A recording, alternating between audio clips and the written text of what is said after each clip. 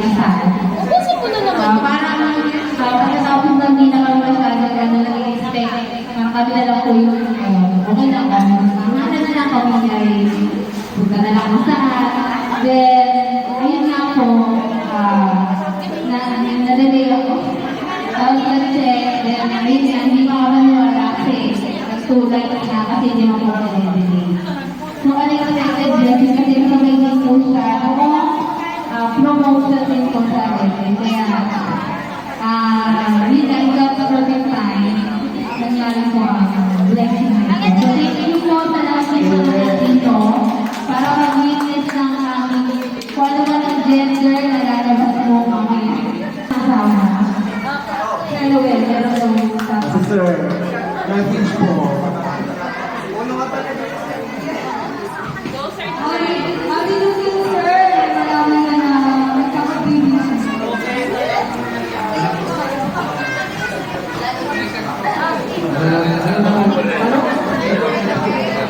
Nakaramdaman mo, sir. So, anong sabihin ko na magkakanak na ako?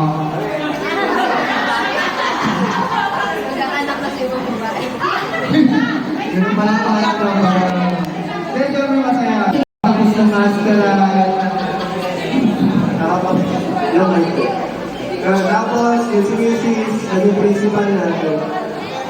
Pero tapos, basta sumusunod yung blessing, until yun, biglang may nangyari. Yan, unexpected. So, talagang, iba talaga si Lord pag nagplano. Hindi ko kalahin, ibibigay ng perfect time. So, kahit 9 years yung inabot, sakto lang, kasi naisip ko, kung naibigay yan ng early, o wala, 2 years, 3 years, hindi ko di pa ako prepare. Kasi utak bata pa ako. So ngayon, ano na, siguro alam na ni Lord na handa niya ako, handa na si Kenty, kaya ibinigay na. So maraming salamat sa Panginoon at maraming salamat din sa inyo. Okay, so tunay nga na napakabuti ng ating Panginoon. So, yes. No? Kapag ibinigay ng ating Panginoon, 6 great at natin. At yun nga lang, dapat kailangan talaga tayo, itay at magtiwala sa Kanya. Kaya naman itong 2022, talagang napaka-blessing kong dalawang mag-asawa ko. Kasi unang-una, ayan, kasabay namin gumaraduate ng Master Congrats, Father. Palakpakan po natin. Pangalawa, na-promote ang aming member ng Power Pack Girl na empty sa aming paaralan. Kaya si Master Kevin. At bago matapos ang year 2022, siyempre, hindi ba, meron pa rin blessings. Ang bebe!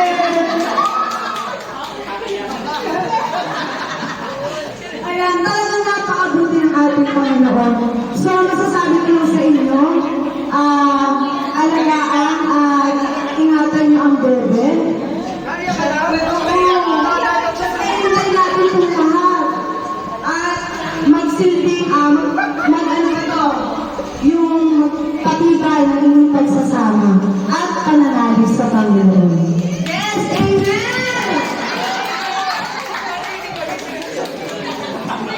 Umpang, lahat ay natuwa, kaya natutuwa mo kami at sila talagang napaka-bless ko talaga. Ano sige? Basta salamat sa mga players kasi marami talaga nagdasal na magkaroon na sila ng baby. At kaya nagpapasalamat din sa inyo lahat at nandito kayo. At sana ay makaraos ng magandang at ang baby ay maluso. Yun ang wish ko. Salamat.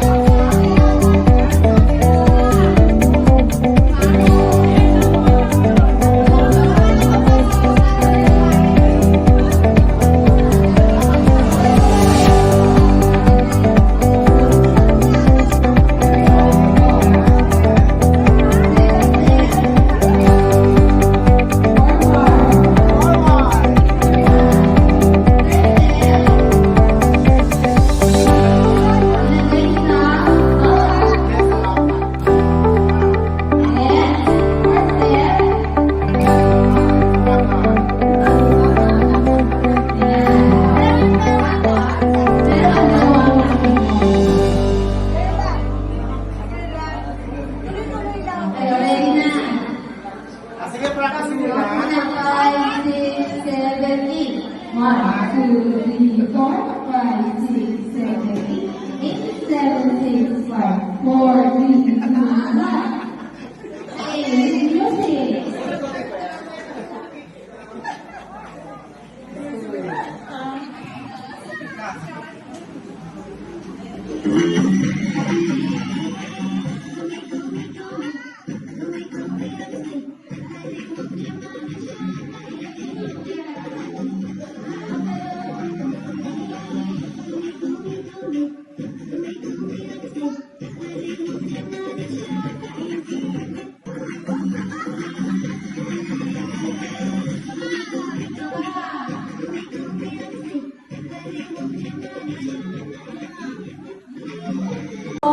Ma'am Katie and Sir Noel, congratulations. Ito na po yung aking pinakahihintay, yung ma-reveal kung ano po ang baby nila ma'am at sir, kung boy or girl. Salamat sa Panginoon dahil naibigay na po ang inyong pinakahihintay na regalo. At ngayon po yun, malalaman natin. So, yun nga po, ako'y tuwang-tuwa at pagkulang.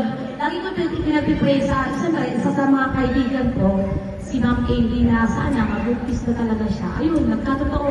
Kaya sana magyari rin kay Ma'am Claire susunod. Ay, sabi ko, next susunod ka na. Kasi nangyari na kay Ma'am Katie. So, praying na sana maging safe ang delivery mo, Sierra. Love ka na. Sayang na eh. Si Ma'am Rizalyn naman. O, paano niya ihayag na siya ay pregnant? Halika dito, ipalito mo.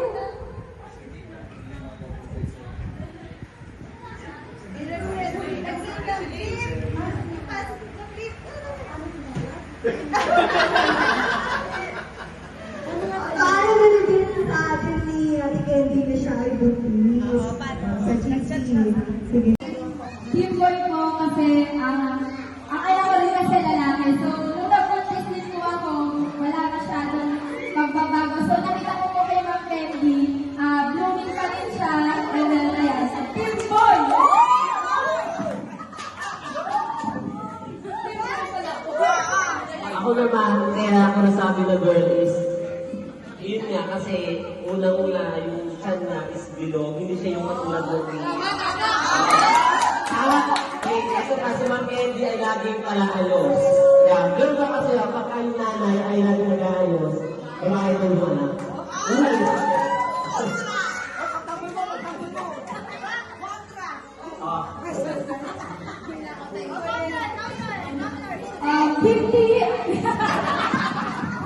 Saka hindi. Kasi nung nabuntis din ako, ganyan lang din yung chan ko kay ma'am. Simboy pa rin siya rin. Patingin ko ng ebidensya. Ito. Wala ka nasabi.